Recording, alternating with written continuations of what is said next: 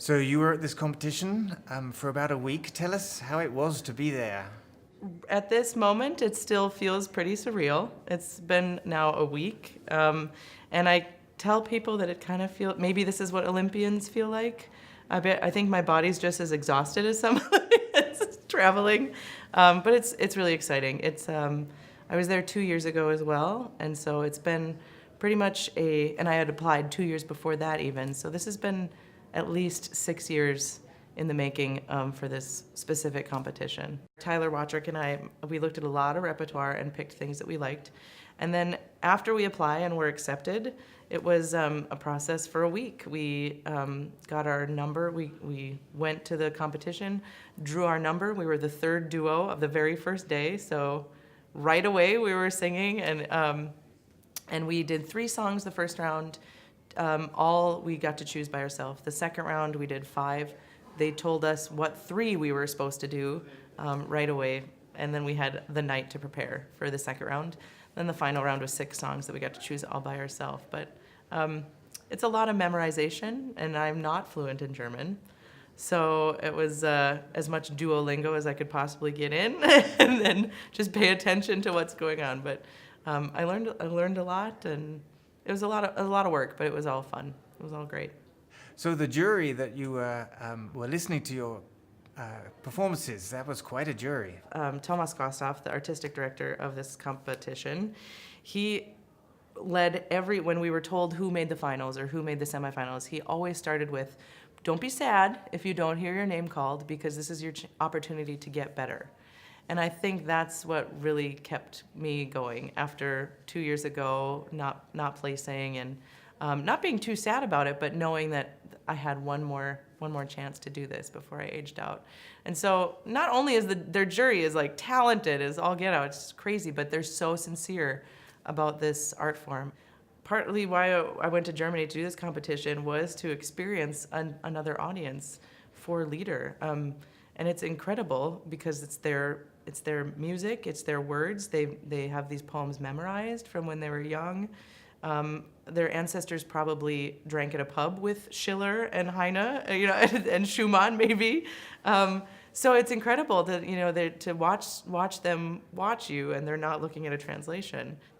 I think, 2 years ago I would have said having success, it would give me, it gives me a recital here and it gives my name a little bit more publicity. But this year it's just. It's not a validation necessarily, but it's just a encouragement to say some of the choices I'm making are good and are okay. It's always one of those things where you talk with someone, my husband occasionally, feelings are never wrong, right? It's what you feel, and sometimes we get caught up with, Schubert and Schumann, I have to do these so right, and they're expected to be in this way. Just similar to opera, everything is an expectation. But especially with the Wolfgang Riem, creating these from not hearing a recording, not hearing anything, just looking at the language, it's really makes me excited that instincts are becoming important in music.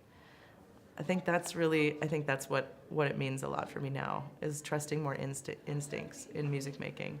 So how was the collegiality among the competitors? You were around with one another for the whole week and got to spend a lot of time together.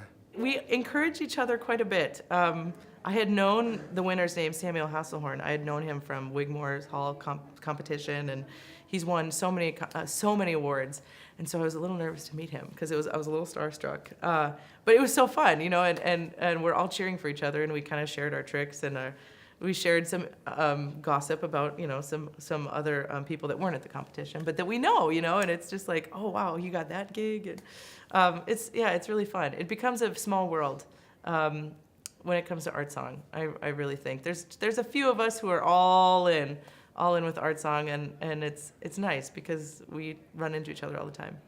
So a few years back, you and Mark Billiou started a new festival, a song festival, Source Song Festival. Tell us about that and what's coming up. Source Song Festival is a week in the summer, August 7 through 12 specifically this year. It's our 4th year.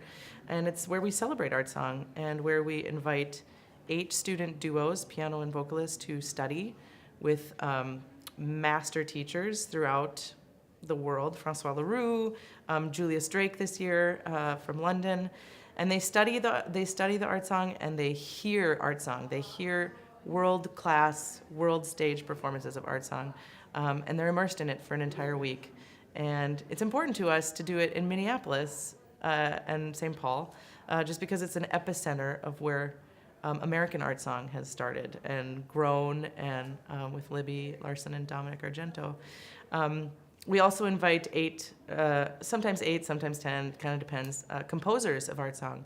So we're also ensuring that it's still being created and it's still being performed, and the boundaries are being pushed. And we have a night, we're calling it At the Headwaters. So celebrating Minnesota, but also celebrating our neighbors to the north by a night of Canadian art song with some Canadian experts.